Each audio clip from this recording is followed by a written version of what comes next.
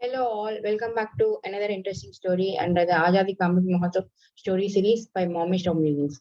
Today I'm going to talk about another interesting and brave king from Sindh region.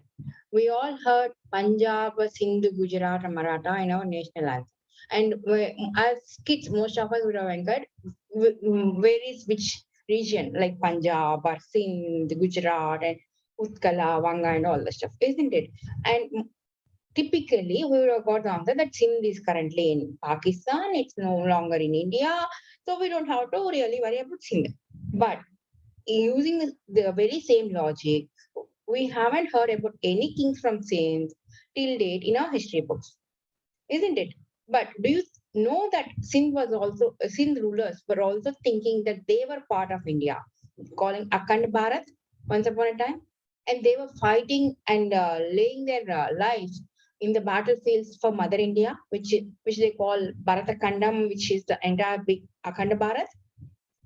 So in that case, don't you think it's our duty to learn about them? So that is the reason why I'm talking about this king today from Sindh. He is none other than Raja Dahir. You want to know who is this Raja Dahir? What is he doing in Sindh? He himself has termed himself as a impenetrable wall between the Akhand Bharat and Islam religion. If he himself is able to declare that he is the impenetrable wall between Islam and Akhand Bharat, then you can imagine the pressure on him at that point of time, isn't it? And even in fact, Jinnah has told that if Muslims can set foot in Sindh region, that means Islam movement has succeeded. So now we understand the provenance of Sindh, isn't it, my dear friends? Sindh is currently in part of Pakistan, which is next to more or less next to Gujarat, and that's the reason why I say Punjab, Sindh, Gujarat, and Maratha. They were trying to describe the entire Akhand Bharat in a circular manner. So, and Sindh is sharing its borders with the Caliphate, Arab Caliphates, Umayyad Caliphate, and before that, Rishabh Shah Caliphate, and all these people who keep moving based on their authority and stuff like that from the Arab Empire. And Umayyad Caliphate has already tried attacking Sindh 14 times when before the period in which we are talking, that is in the 780. And Raja Dahir Singh is the ruler of Sindh Empire. Raja Dahir belongs to Chacha's dynasty, and he is the second ruler of Chacha's dynasty. He is such a brave king, brave and secular king. Let me put it this way: secular king. That I mean, he whatever battles he's fought, he was all winning all of them, and he's a very good administrator, very good. I mean, basically, person in nature and everything. And he's a secular king as well at that point of time. In fact, Yuan Song has written in his book that despite saying this, that he is the impenetrable wall between Akhand Bharat and Islam religion, Raja Dahir has given asylum to a lot of Arabs, a lot of Islam people, and also Buddhists in his community. And all these people were given good positions in the society. They were given good posts in the royal courts. They were treated almost equally, and everybody was having a heyday. And in fact, Umayyad Caliphate describes Sindh at that point of time is a region, Jannat on the earth. You know Jannat, right? It's heaven. It's a place where the rivers are flowing with rubies, sands are filled with diamonds, pearls are seen everywhere, and that is the golden era of sin. Then, how come we don't talk about Raja Dahir in our history books? Is a big question. We'll come to that at a later point of time. So, what happened? Umayyad Caliphate always wanted to attack this Jannat, and he's already lost so much of money, so much of time in waging wars against Sindh region. And we already knew that was not successful for 14 times. So then Caliphate has actually said, no, you cannot wage any more wars with Sindh. It's like grapes that are not reachable will turn sour, right? So for him, the rivers that are filled with rubies has become dry land, no rivers, no soil, not at all fertile to be, irrigated. So he said, there is no point in capturing Sindh. Sindh is just a waste, dry, wet land. Nobody should bother about sin. Imagine, I mean, that's how these kings keep changing their words, right?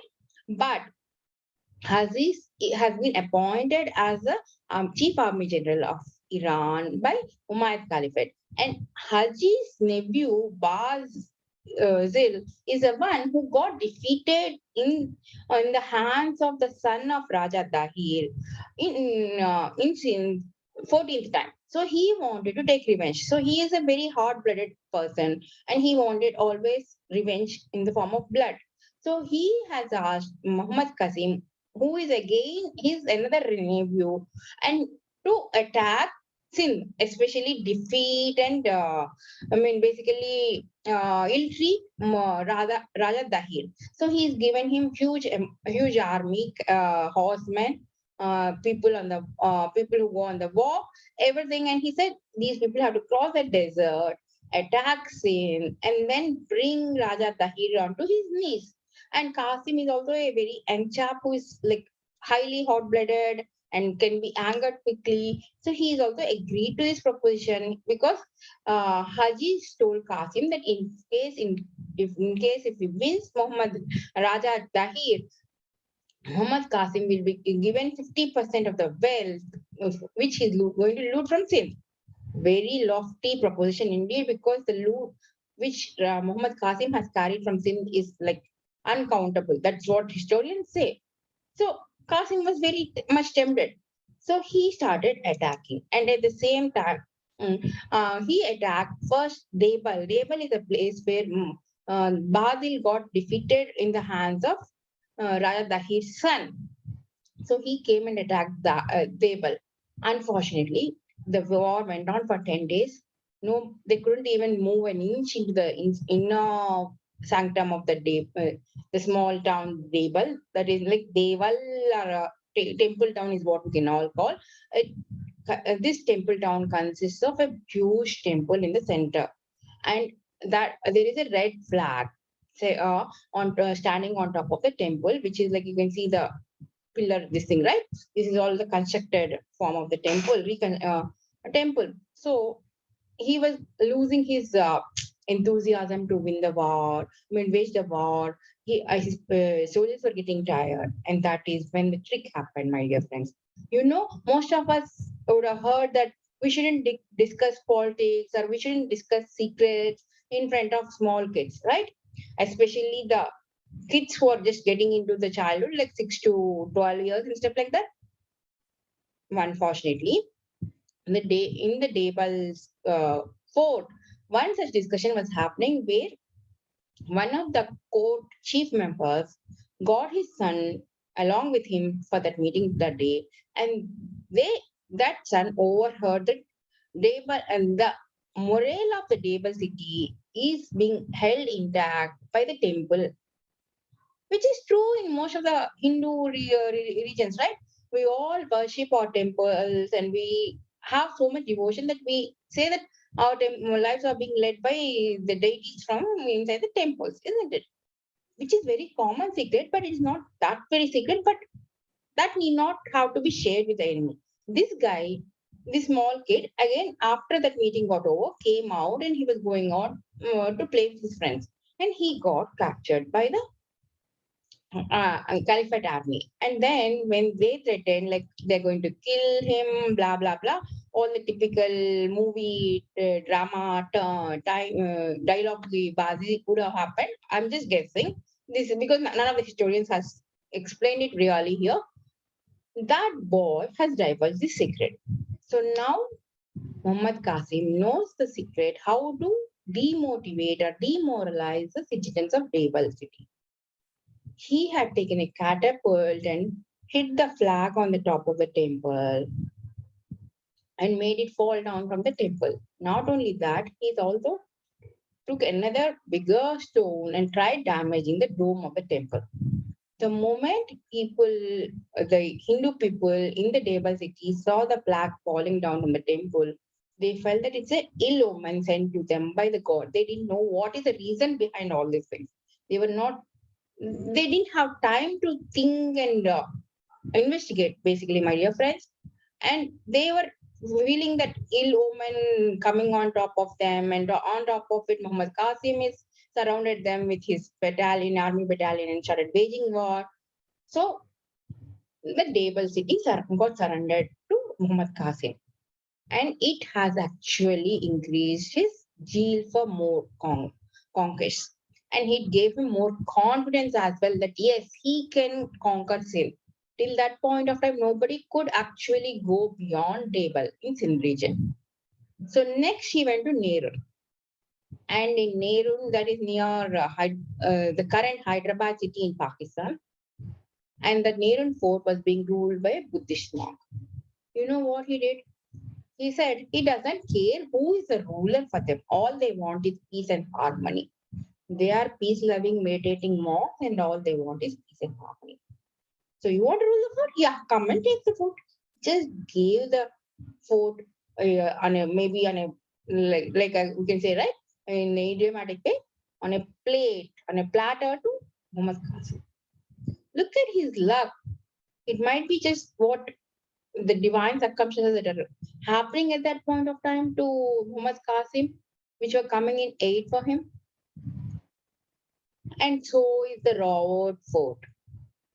Then in Shewan, he had to wage some little more war and use some strategies to win Shewan. But already Shewan's people's morale also got down a little bit because they have seen two, three, four surrendering to Muhammad Qasim, isn't it? That's the time when Raja Dahir, who was actually waiting in Aror. Aror is the place where Raja Dahir's chief fort, main fort was castle was located. And this is a place where Aurora from our Indians family, Aurora clan is originated, in fact. And when Raja Dahir was advised by his council of ministers that he should go and take help of Bappa Rawal, who is ruling Gujarat at that point of time, rather than waiting, trying to defeat Muhammad Qasim, whose army battalions are increasing day by day because all these cities who have surrendered are joining their armies along with the Muhammad Qasim's team. Then the answer which Raja Dahir has given is so inspiring, awe-inspiring, I should say. He said, I'm going to meet Arabs in the open battle. And if I crush them, then it would put me and my kingdom on a firm footing. But if I'm killed honorably, the event would be recorded in the books of in both India and Arabia. And my history, my story would be read by future generations and other kings, and they know that I had died, I had chosen an honorable death while defending my motherland. So, don't you think it's really awe-inspiring? Don't you think you're like that your feeling of devotion, dedication towards your motherland has started coming out to you in your minds? That's what exactly Raja Dahir wanted from you. Yes, he didn't budge. He didn't heed to his minister's advice.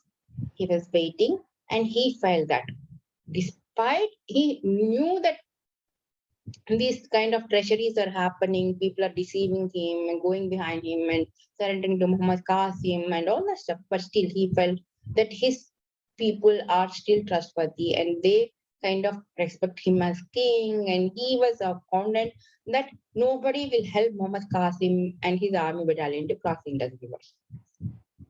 But no, my dear friends, the same Altaf to whom Raja Dahir has given asylum when he was being exiled by Umayyad Caliphate from the Arab Empire. He and one of his family members has given boats and shown him the route to Muhammad Qasim as to how to cross the Indus River. So Muhammad Qasim crossed the Indus River and is at the front door of the central castle which Raja Dahir is holding. Even then, he saw Altaf's family members standing among the enemies, along with the enemies on the opposite side.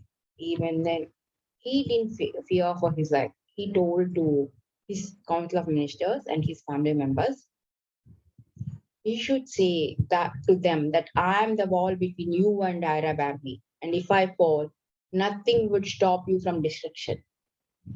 he had forgiven Altaf and his family at that point of time also. And he said, if I fall down by not support, while trying to support you, you guys are going to see what it means to be a bad day. You will know what the torture is. And he had fought a really brave fight with Muhammad Qasim and all. Muhammad Qasim's team couldn't stand Raja Dahid's army. They were at the verge of defeat once again. This time, again, it's Altaf and his family members who had deceived Raja Dahir. One of the Altaf's family members from Raja Dahir's army side, has run away carrying a small uh, parcel, and somebody to Qasim's side. At that time, Qasim was just drinking water because he was so tired. And then somebody shouted saying, Altaf caught hold of the princesses of Raja Dahir. Raja Dahir got really flabbergasted. He said, my family is back in the fort. How can somebody capture my princess? Any dad will falter, right? In a similar way, he faltered and he averted his eyes from Muhammad Qasim's army for a minute. In that 1 minute, Muhammad Qasim's army has put a arrow with fire, which has hit Raja Dahir's chariot on the elephant, and the chariot got uh, engulfed in the fire. Immediately, other army members from Muhammad Qasim started shooting arrows left, right, and center, and Raja Dahir had to succumb to all those arrows because he was just in that shock that his princess got kidnapped by Altaf and other people. He had fallen down from the chariot in that entire confusing state.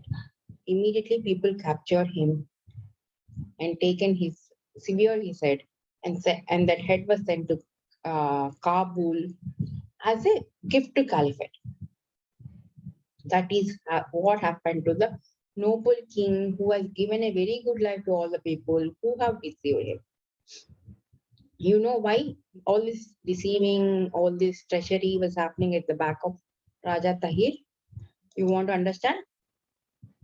The better explanation for this comes from Huan Zhang's book, wherein he says, during the time when he visited Raja Dahir's empire in Sindh, actually, it was a very, it's flourishing, it's in the golden era time. But at the same time, Raja Dahir is a very soft-hearted person who has given asylum to everybody who just came with the word asylum. He didn't verify their background. He didn't check what their main intentions were. He gave asylum to enemies. He gave asylum to friends. He gave asylum to everybody.